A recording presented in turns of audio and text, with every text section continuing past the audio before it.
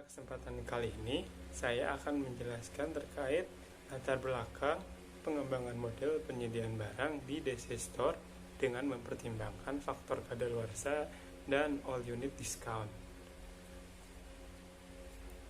Jadi, adanya pemasaran logistik yang sering kali terjadi pada perusahaan retail adalah kurangnya jumlah pasokan barang yang tersedia di gudang dibandingkan dengan jumlah permintaan.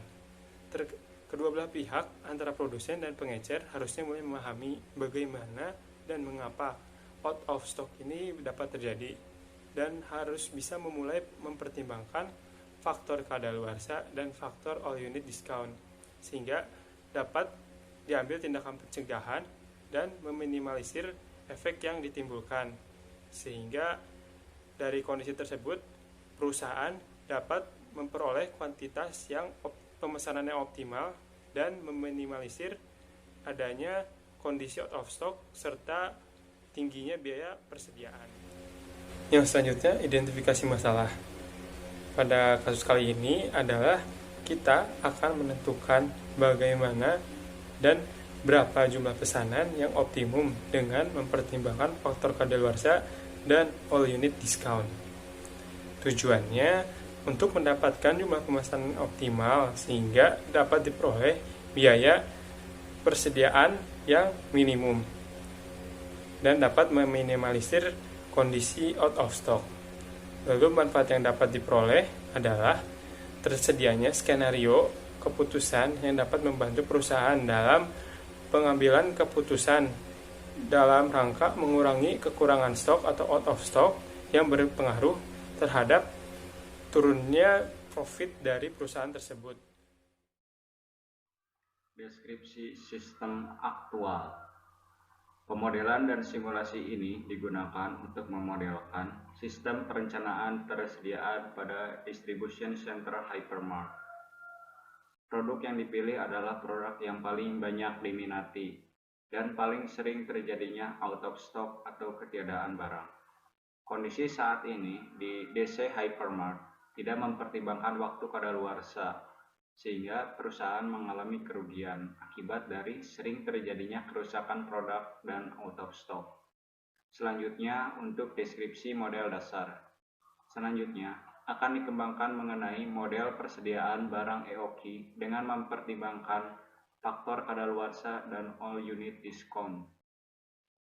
Dalam suatu kondisi, supplier akan menurunkan harga produk jika perusahaan membeli barang dengan jumlah yang banyak. Hal ini tentunya akan mempengaruhi besarnya biaya pembelian secara langsung dan juga berdampak pada biaya total persediaan. Asumsi model dasar. 1. Tingkat permintaan barang diketahui dengan pasti dan konstan sepanjang waktu. 2. Model yang dikembangkan hanya untuk satu jenis barang atau single item dan tidak ada interaksi dengan barang lain. 3. Waktu tunggu pemesanan diketahui dengan konstan. 4. Jumlah pemesanan yang dilakukan selalu sama untuk setiap pemesanan. 5. Masa pakai diketahui dengan pasti. 6. Seluruh barang yang kadaluarsa langsung terjual dengan harga murah, sehingga tidak mengakibatkan tidak ada biaya simpan untuk barang yang telah kadaluarsa. 7. Terdapat 52 minggu dalam 1 tahun. Pengembangan model diketahui D. Jumlah permintaan barang dalam satu periode perencanaan yaitu 1000 box per tahun. S. Biaya pemesanan untuk setiap kali pesanan diajukan yaitu Rp150.000 per sekali pesan. H. Fraksi biaya simpan barang per box per periode perencanaan yaitu 0,9 per box. J. Harga jual barang kadaluarsa per box yaitu Rp20.000 per box. Biaya kekurangan barang per box yaitu Rp50 per box. Jumlah barang jika kurang dari 300 maka harganya Rp25.000. Jika 301 sampai 350 maka harganya Rp24.800. Jika 391 sampai 400 maka harganya Rp24.600 dan jika lebih dari 400 maka harganya Rp24.300. Oke, dari penjelasan teman-teman selanjutnya, maka step selanjutnya adalah menguji model yang akan kita kembangkan. Untuk mengujinya sendiri kita menggunakan metode EOQ. Nah, hal yang pertama harus kita lakukan adalah menentukan nilai Q atau jumlah pesanan yang optimum. Untuk mendapatkan nilai Q tersebut, kita memerlukan beberapa data. Data yang dibutuhkan adalah biaya pesanan sekali pesannya berapa, kemudian ada jumlah permintaan barang dalam setahunnya, kemudian adalah harga fraksi biaya simpan per boxnya itu berapa, kemudian ada harga beli per boxnya berapa, harga jual ketika barang tersebut kadaluarsa berapa, dan biaya kadaluarsanya sendiri berapa. Dari data-data tersebut maka dihasilkan nilai Q-nya adalah 251 box, 245 box, 238 box, dan 229. Maka apabila kita membandingkan dengan nilai minimum dan maksimum dari setiap pembeliannya, maka kita memilih nilai Q-nya menjadi 300 box, 301 box, 351 box, dan 401 box. Selanjutnya kita menentukan nilai Q kadaluarsa atau bisa juga disebut dengan jumlah barang kadaluarsanya itu berapa.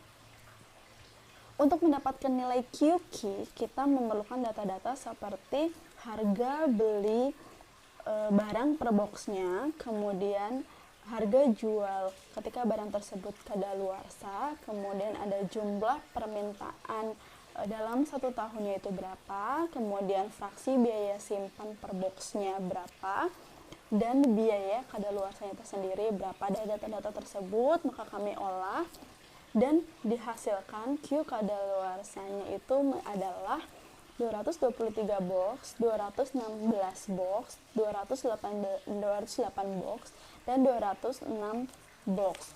Maka setelah mendapatkan nilai Q dan nilai Q kadaluarsa, kita bisa menghitung nilai TAC atau biasa juga disebut dengan biaya total persediaan, di mana untuk rumus dari biaya total persediaan itu sendiri merupakan biaya pembelian ditambah dengan biaya pemesanan ditambah biaya penyimpanan ditambah biaya kekurangan stok dan ditambah biaya kadaluarsa. Dari data-data tersebut maka dihasilkan sebagai berikut. Yang pertama, ketika kita melakukan pembelian, sekali belinya itu adalah 300 box dengan jumlah kadaluarsanya 223, maka nilai TAC-nya menjadi Rp30.730.000. Dan yang kedua, apabila kita memesan dengan jumlah pesanannya itu adalah 300 box sekali pesan dengan jumlah barang kadaluarsanya adalah 216 box, maka biaya TAC-nya adalah Rp30.376.000. Yang ketiga, apabila kita memesan dengan jumlah 351 box dan biaya kadaluarsanya dan nilai jumlah kadaluarsanya itu adalah 208 box, maka nilai TAC-nya menjadi Rp30.477.000. Dan yang terakhir, apabila kita memesan 401 box dengan jumlah kadaluarsanya itu adalah 206 box, maka nilai TAC yang didapatkan yaitu Rp30.416.000. Dari data-data hasil perhitungan TAC, maka kita dapat menentukan biaya total persediaan barang yang paling minimum. Dari data-data tersebut, maka kami menyarankan untuk pihak DC Hypermart itu untuk melakukan setiap melakukan pembelian barang untuk persediaan, maka disarankan untuk membeli dengan jumlah 351 box, karena dengan 351 box maka akan ada terdapat 208 barang yang kadaluarsa namun memiliki biaya total persediaan yang paling minimum yaitu Rp30.277.000. Begitu.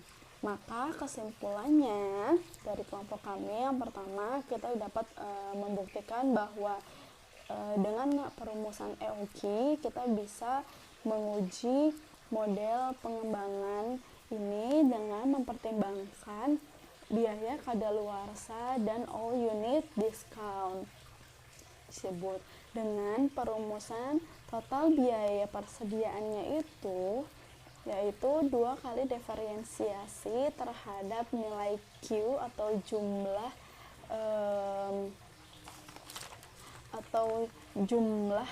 pesanan yang optimum, kemudian ada QQ-nya itu adalah jumlah barang kadaluarsa, yaitu maka perumusan TAC-nya adalah biaya pembelian ditambah biaya pemesanan ditambah biaya penyimpanan ditambah biaya kekurangan stok dan ditambah biaya kadaluarsa, dengan hasil pengujian yang paling minimumnya adalah setiap pembelian berjumlah 351 unit dengan jumlah barang kadaluarsanya itu 208 unit dan nilai total biaya persediaannya menjadi Rp30.277.000. Begitu. Sekian dari kelompok kami, kurang lebihnya mohon maaf. Wassalamualaikum warahmatullahi wabarakatuh.